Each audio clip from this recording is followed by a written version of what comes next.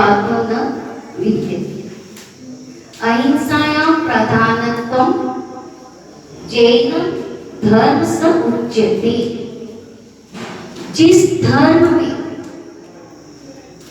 पक्षपात नहीं होता है और शाद्वाद अर्थात अपेक्षाकृत कथन जहाँ होता है, विवादों का जहाँ प्रवेश नहीं है, और तीसरी बात अहिंसा धर्म जिसके हृदय में बसा है वह जैन धर्म है।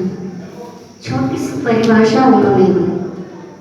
आप शिविर लगाए, शिविर का विच्छेद करें। शिव धन ईर, ईर गति की कटो धातु में प्रयोग है, अर्थात शिव यानी मोक्ष। जो हमें परंपरा से मोक्ष की प्राप्ति करा दे वह शिविर कहलाता है। ऐसा शिविर आप लगा रहे। संस्कारों की अति आवश्यक। जैन धर्म पाना एक बहुत भाग्य की बात है। जिन धर्म को ग्रहण करना महाभाग्य है और जिन धर्म के पथ पर चलना महासौभाग्य की बात है। वर्तमान में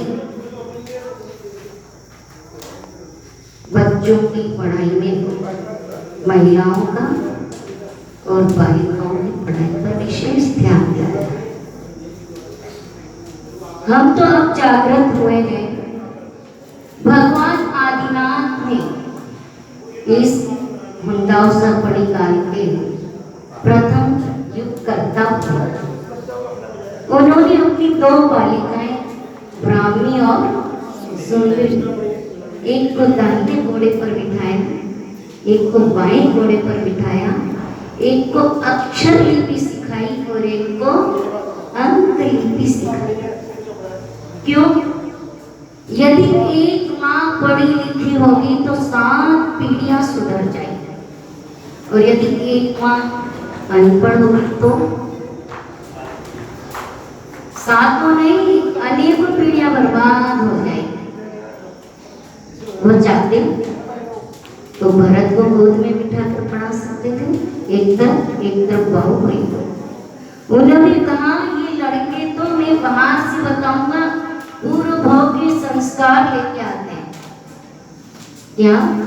पुरुष और महिला ये दो धुरियां हैं सामंजस्य की। समाज को यदि चलाना है पुरुष और महिला दोनों यदि होगी तो समाज चलेगी नहीं। जैसे पुरुष जो होता है किसी कार्य को गति दे देता, यदि गतिहीन है पुरुष तो कार्य की असफलता, और जो स्त्री होती है वह स्त्री स्थितिहीन हो जाए यदि तो कार्य असफल। गतिशीलता को बनाने के लिए पुरुष और स्थिति देने के लिए महिलाओं की आवश्यकता। आपके घर में भी आप देख लीजिए, वह परिवार सुरक्षित है जिसके पुरुष गति को चालू रखते हैं, व्यापार व्यवसाय आदि षट कर्म में लगे रहते हैं। और जो स्त्री होती है यदि पढ़ी हुई महिला है तो उसको स्थिति देती है, यानी कोई भी कार्य करती है एक अधूरा दूसरा अधूरा नहीं तीसरा चालू कर दिया तो स्थिति देती है, उसमें सामंजस्य बिठाती है और उस कार्य को भी गति देती है। जैसे रथ है और रथ को आपने चला है ना, और रथ की धुना चलती कैसे? कील से, और यदि कील नहीं हो तो रथ क्या होगा? टुकड़े टुकड़े हो जाए। उसी प्रकार से आचार्य वादीसी महाराज ने छत्र चूड़ामणि में एक नीति दी, शक्ति संगठे एकता। एक शक्ति होती है और शक्ति में यदि संगठन होता है तो वो एकता का रूप धारण करता है। और उस एकता के रूप को धारण करने के बाद समाज सबसे पहले समाज सुधरता है। समाज सुधर गया तो फिर आगे होता है। और इसके पहले परिवार सुधारे, फिर परिवार जन सुधारे, परिवार जन के बाद मोहल्ला, मोहल्ले के बाद समाज, और समाज के बाद देश लाएंगे, राष्ट्र लाएंगे।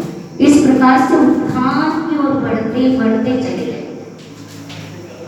आप हमने शिविर लगाए, सबसे पहले शिविर जैसे एक मूर्तिकार होता है, मूर्ति बनाता है, पाषाण पड़ा है रास्ते में, कुछ व्यक्ति निकले, एक व्यक्ति मकान बना रहा था, उसने कहा बहुत सुंदर पाषाण है, मेरे घर के ड्राइंग रूम में इसको लगाएंगे, डिजाइन बहुत अच्छे, मार्बल बहुत सुंदर।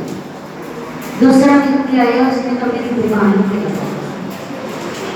तीसरा व्यक्ति आया, उसने सोचा ये तो व्यापार में बहुत सुंदर है, उचित मूल्य पर बेचकर मैं अपना व्यापार करके परिग्रह निकाल।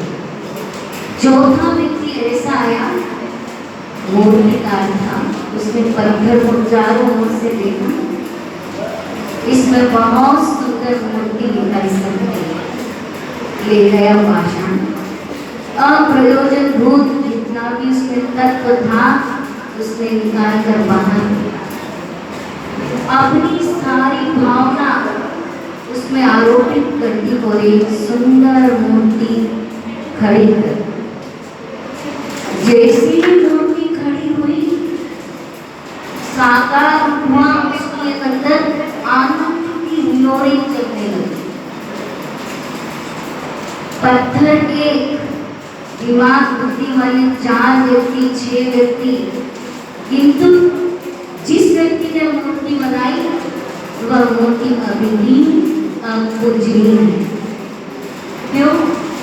संस्कार नहीं, गर्भ जन्म केवल ज्ञान मोक्ष कल्याण के संस्कार विद्वान गुरु एवं विद्वान पंडितों के सानिध्य में जब होता है, जैसी दीक्षा हुई, दीक्षा देने वाले वे आचार्य होंगे, चरणों में नतमस्तक हो। जब एक पाषाण भगवान बन सकता है तो ये जीवंत बच्चों के लिए आप जो संस्कार डालते हैं, इनके अंदर धार्मिक संस्कार भी डालिए। आप छोटे छोटे ज्ञान, शब्द व्यसन का ज्ञान, शब्द व्यसन क्या है, शील क्या है। आज की लड़कियां, आज के बच्चे शील नहीं समझते। पूछो शील क्या होता है? शील मीन्स अपनी स्वयं की रक्षा करना।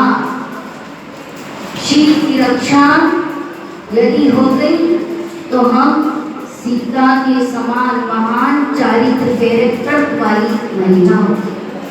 परीक्षा होती है सतियों की, असती की कभी परीक्षा नहीं। ऐसी हमारे अंदर, जैसे आप लोग बच्चे लोग यहाँ आए, बहुत अच्छी बात है। अलग अलग एटीट्यूड्स होंगे, आपने अलग अलग प्रतिभाओं को उभारने का सौभाग्य प्राप्त होगा। कोई सीखेगा, संगीत सीखेगा, तो कोई ड्राइविंग सीखेगा, तो कोई प्रवचन शैली सीखेगा। नाना प्रकार की बात आप समझे। इसमें एक बात मेरी बहुत जोर देना, सुबह प्रभु की स्तुति एक साथ सबके मंदिर में एक साथ जाए, और वहाँ पर यदि पूजा का समय है तो पूजा करें, अन्यथा अभिषेक देखें और दर्शन स्तुति का सामूहिक मीठी मीठी आवाज में सामूहिक रूप से दर्शन स्तुति करें। ऐसे ही शाम के समय में एक सामूहिक आरती और 1-2 भजन।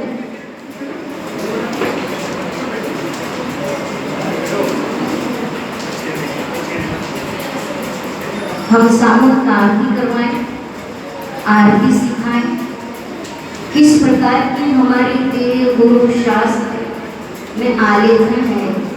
इन चीजों के पर भी जोर देना है, क्योंकि संसार में रहकर संसार से ही वैराग्य प्राप्त होता है।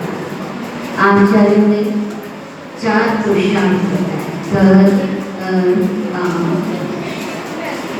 उस मोक्ष पुरुषार्थ की सिद्धि के लिए हम धर्म करेंगे, तो धर्म के साथ बाजार में माल बेचा अर्थ का उपार्जन करेंगे, जितना प्रॉफिट है उतना ही रहेगा। काम करेंगे, जिस समय अर्थ की क्रिया करनी, यदि काम की काम करेंगे तो अर्थ का व्यय हो जाएगा और धर्म से ही मोक्ष की प्राप्ति होगी। इसलिए फैशन, वेशभूषा, फैशन, व्यसन, अशन और आसन, ये 4 चीज ध्यान रखना जीवन में। भारतीय संस्कृति का लोप नहीं करते हुए इस प्रकार की वेशभूषा पहननी चाहिए। इस प्रकार की वेशभूषा हो जिससे शील का नुकसान हो। ऐसे व्यसन नहीं करे जिससे धर्म का लोप हो। अशन यानी भोजन, ऐसा अशन नहीं करे जिससे पंचेंद्रिय की उत्तेजना बढ़ जाए, और यदि ये तीनों ही गए तो आसन बांट नहीं सकते तो शिव को जान नहीं सकते। इसलिए अपने जीवन में आप सब सीखिए। आज का समय डिमांड करता है, टैलेंट होना आज के जमाने में बच्चों का बहुत जरूरी है। इंग्लिश पढ़े किंतु इंग्लिश मत पढ़ना, अंग्रेजी पढ़ो किंतु अंग्रेज बनना मत।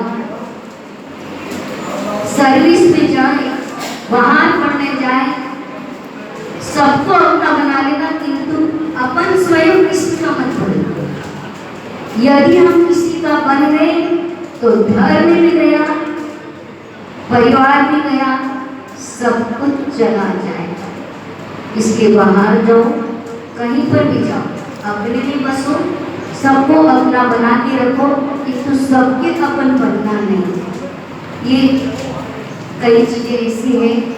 समय आपका भोजन का हो रहा है, आगे एक कार्यक्रम है, इसलिए यही कहूँगी कि महिलाएं भी इसमें भाग ले रही है। महिला एक ऐसी महिला होती है, एक good mother is better than 100 teacher. आप कभी भी अपने में, यदि गृहस्थी में जो है और गृहस्थी में नहीं, दोनों के लिए बात, कभी भी बच्चे को पैदा होते 2 महीने का, 3 महीने का किसी जगह डालना मत। क्या बोलते हैं उसको, कौन सी क्लास चलती, नर्सरी। नर्सरी से भी नीचे आया समाती है, सामने देखा हुआ है, किसके दूध की बोतल किसको पिला रही है, किसको पिला रही है, कौन सी जाति के बच्चे के परमाणु कौन से हैं, किस बच्चे के कौन से परमाणु, सारी बॉटल्स पानी वगैरह मिल जाता है। किस महिला कौन बच्चा उसको अच्छा लग रहा है, कौन सा क्या लग रहा है, वह अपने हृदय के परमाणु उसको ले। जो माँ शिक्षा दे सकती है बच्चों को, पहली स्कूल कौन सी है, माँ। यदि माता पिता दोनों शिक्षित हैं तो बच्चे के लिए कोई तकलीफ नहीं। माँ पढ़ी हुई नहीं है और पिता पढ़े हुए हैं तो भी घर चल जाएगा, और दोनों ही झंझट वाले हैं तो घर बर्बाद हो जाएगा। एक छोटा सा उदाहरण हमारी गुरु माँ दिया करती थी। पिताजी को छोटा परिवार था और कमजोर परिवार था। त्योहार पर गुलाब जामुन लाए, गिनती के गुलाब जामुन आए, बच्चे स्कूल से आए, स्कूल से आए तो बच्चों ने देखा आज क्या आया है, देखा माँ हमको दे दो खाने की चीजें, तो माँ ने कहा बेटा सब शाम को पिताजी आएंगे जब अपन मिलकर खाएंगे, आनंद आएगा। दोनों बच्चों में एक तो बहुत शांत था, चुप बैठे, एक से रहा नहीं गया, चुपचाप चोरी करके खा गया। कभी खाया भी नहीं था, खा लिया।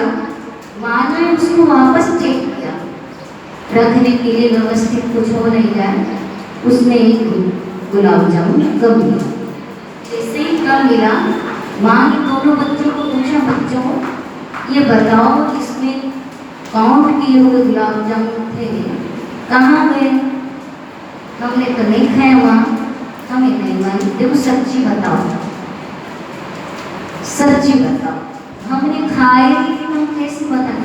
अच्छा माँ क्या थोड़ी काम पड़ी हुई, माँ के ठहर जाओ, नहीं बताते तुम्हारे पापा आएंगे ना, उनसे आगे तुम्हें पिटाई करवाऊंगी जब तुम सच्चे हो। कोई बात नहीं, पिता आए शाम को। महिलाओं ध्यान रखना, कभी भी पति ऑफिस से या काम से आता है, आते ही उनके जूते नहीं खोलने के पहले घर की शिकवा मत किया करना। आते ही उनको सम्मान तो आइए, बहुत थके, पानी पिए, ठंडा कीजिए, जब भोजन कर ले जब शिकायत करना, किसी की निंदा करना, नहीं तो पति को जूता भोजन खिलाओगे। कौन सा भोजन? जूता, यानी ताना मारने वाला भोजन।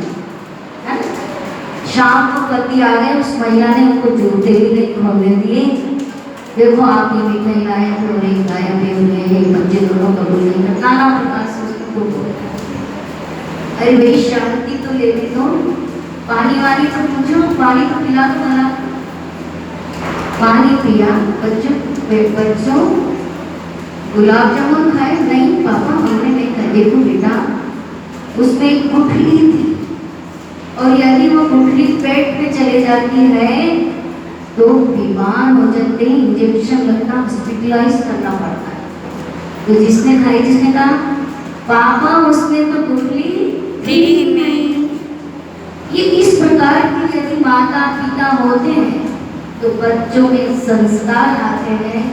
इसलिए अपने जीवन में अपने बच्चों को, आने वाली पीढ़ी को संस्कारित करें। आदिनाथ सागर धर्मामृत इस प्रकार के बने हुए आज देश में अहिंसा धर्म है, तो हमारी जीत भी इसी से हुई। हमारा संविधान भी हमारे नियमों के अनुसार बना। हमने सारा विद्यार्थी महाराज क्या, जब सारा ये देखा कि गवर्नमेंट ने संविधान पास किया, 15 अगस्त का प्रोग्राम तो सारी हमारे 24 चक्र किसके सूचक है, झंडे के 3 रिंग किसके सूचक है।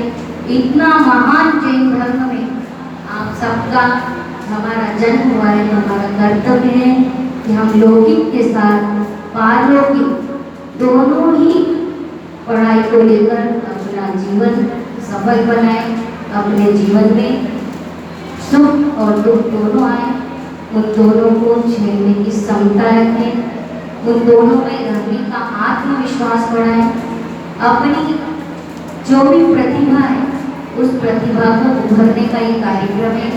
आप सभी मन लगाकर, हालांकि गर्मी है, आप लोग आए गर्मी में, बहुत अच्छी बात है, किंतु आज आपकी परीक्षा है।